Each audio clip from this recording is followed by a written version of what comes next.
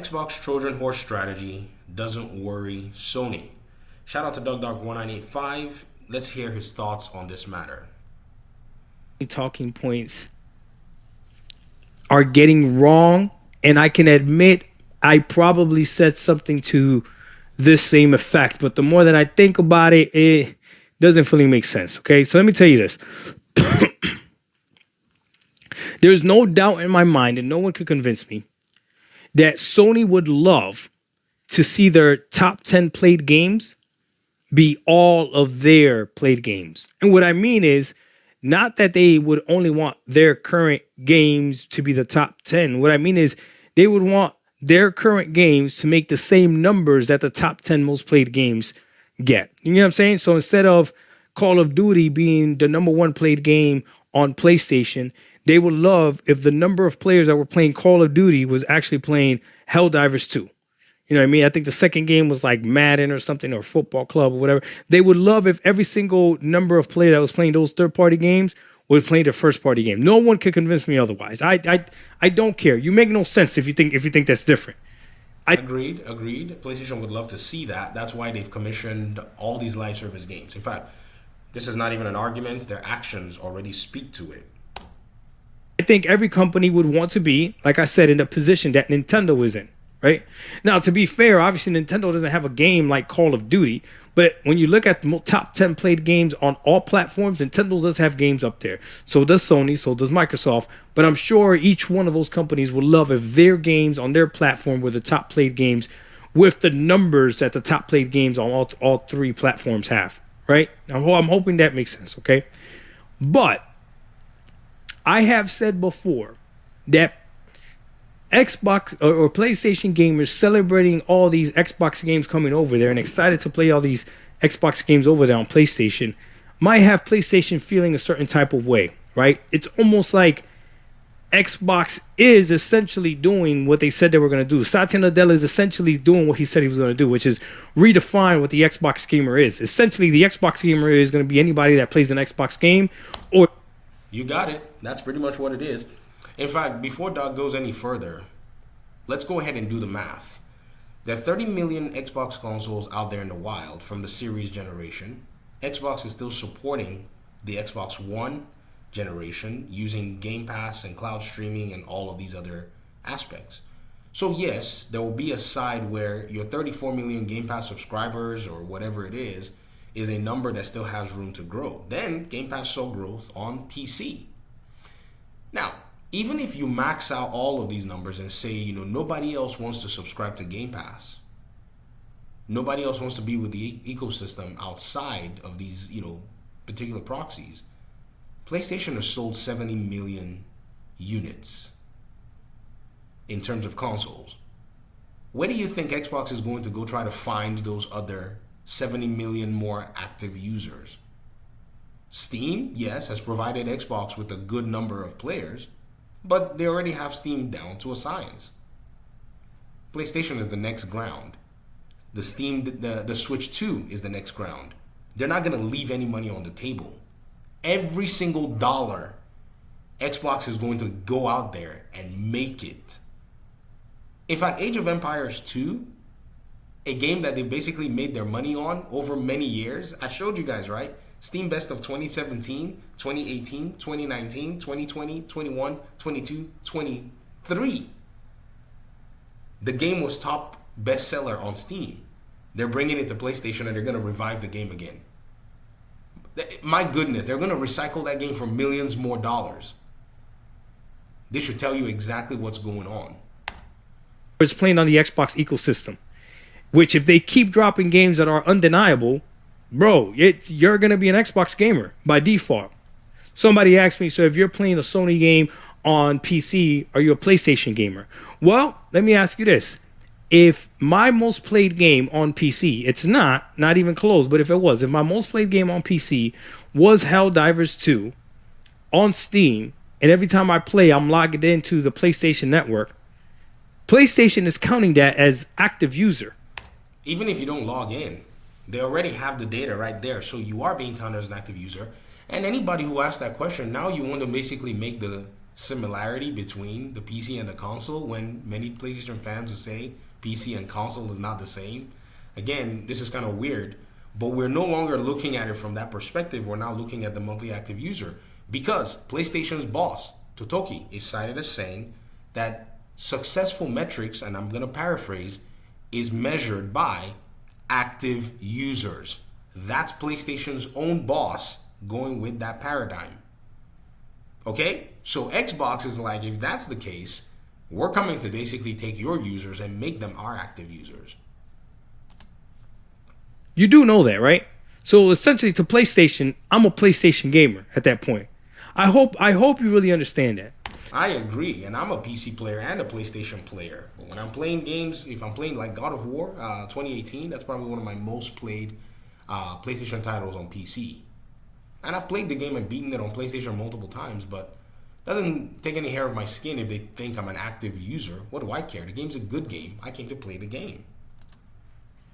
If I'm just buying the game off of Steam and I'm not logging in, which now they made logging into certain games not mandatory, then I might not be a PlayStation user. I'm just someone that purchased a PlayStation game. That's completely different, right? Doc, I don't think it is. I think they've realized, and I said this before, Steam has a back end. You can go look at all your data there. They're just pulling the data from there now and adding it to the monthly active users. Doesn't matter to them anymore.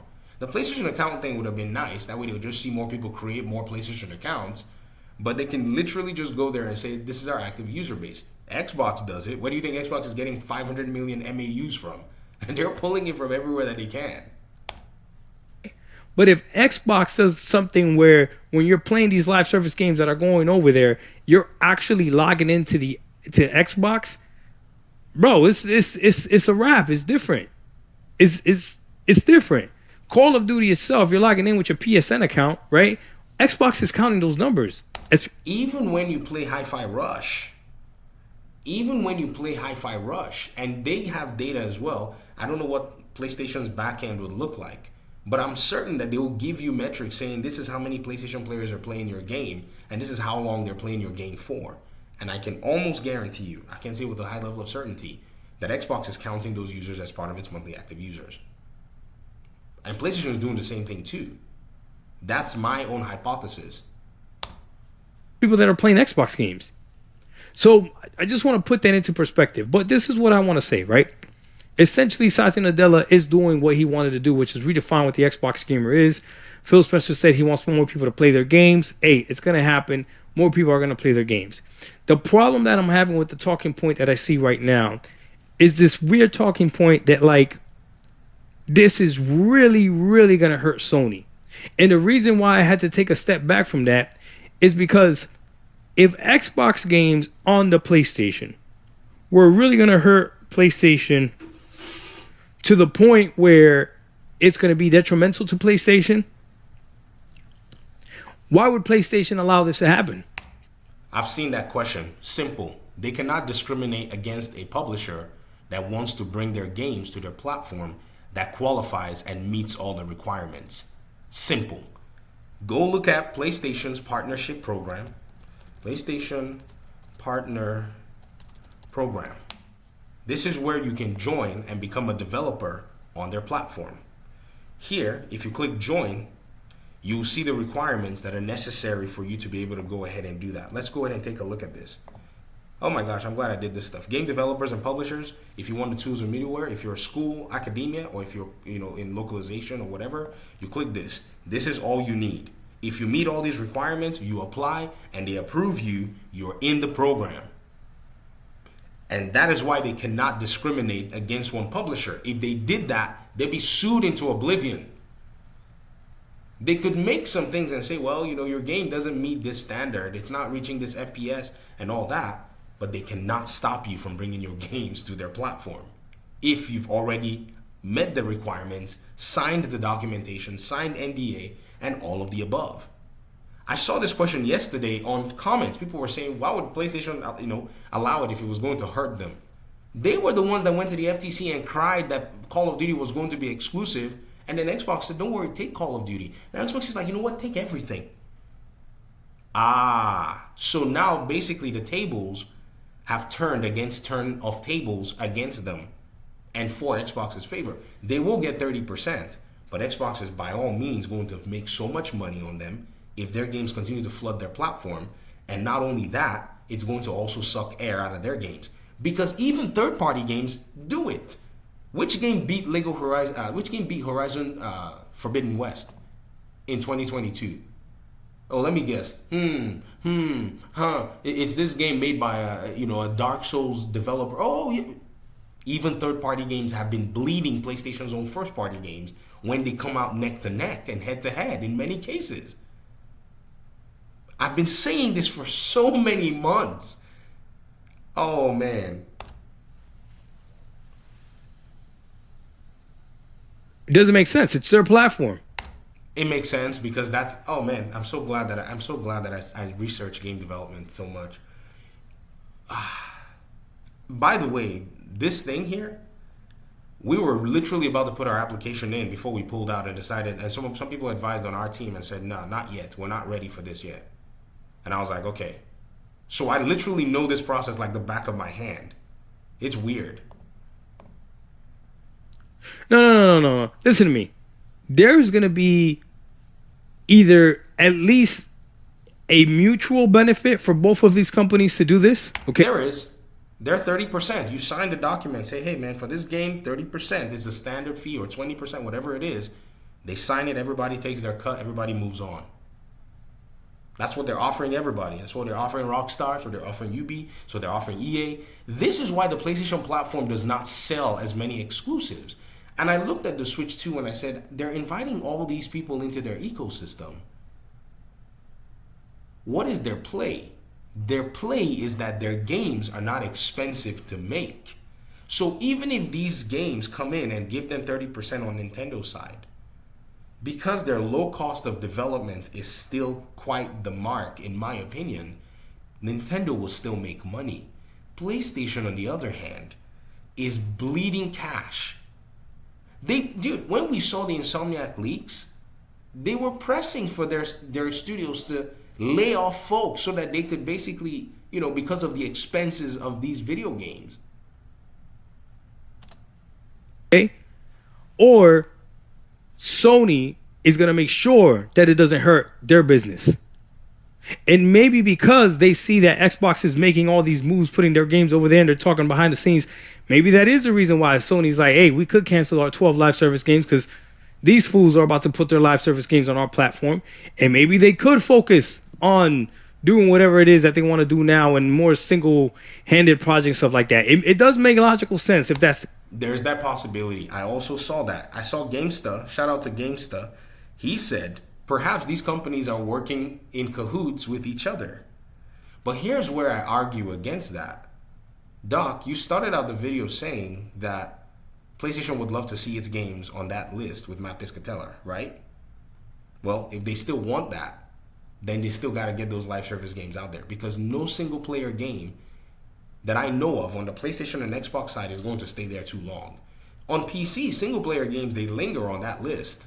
From what we've seen, we saw Cyberpunk 2077 do its thing. We've seen Baldur's Gate. We see Balatro. We see single-player games on Steam actually making that feat in the top 15. Right? Now, there's a top 30. Don't get me wrong. Mount Piscatella does just not publish the top 30. And so, yes, single-player games might be making their way in the top 30, top 50, top 100. No problem. But if they want to break into that first 15, it's not going to be via a single-player game or an anthology like Ghost of Yotei. It's going to be by marathon, basically getting Destiny level explosion. That's what it's going to take. The case. So I don't know if they're giving up on live service games completely, but if they did, I get it because they're literally going to get every single other live service game on their platform anyways. Does that make sense? But if there was a detriment to putting Xbox games on the PlayStation, why would Sony allow it? Because they cannot disallow it. It's going to become anti-competitive once they start throwing lawsuits all over the place. And plus, the regulators that basically forced Xbox's hand to be multi-plat, they made them sell their cloud services to Ubisoft for Activision games or their cloud, whatever rights. I don't know. I don't know the full intricacies. They're going to be looking at PlayStation going, what do you want? PlayStation PlayStation is in a rock and a hard place. They cannot be explained out of it. The best that they can do right now as PlayStation is go and start building from ground up and diversifying now that they have the advantage of 71 million consoles sold and reaching those edges of those particular audiences within their platform to attract them. That's what PlayStation's own play is right now. And they need to leverage PC day one to make huge sums of cash on their expensive games. They cannot continue business the traditional way with this kind of market pressure. Ladies and gentlemen, do y'all remember when I actually showed you guys the book by Michael Porter, right? This is a book, Michael Porter, on competition. This is a book where he talks about the different market forces that can affect, products and all of the above. One of them is rivals. Another one is new entrants into the market. The new entrant into the PlayStation market right now is Xbox. So Xbox is competing with them in the sense of console, competing with them in subscription, competing with them everywhere, now competing with them on their own platform. They are facing intense market pressure right now. Now, that doesn't mean it's going to destroy them, but it can if you actually think about it. So I'm going to end the video now, and I think right now my point's been made in this particular regard. But shout out to Doc. He really has made some really strong points. Thanks for watching the video, guys. Talk to you all soon. Peace out.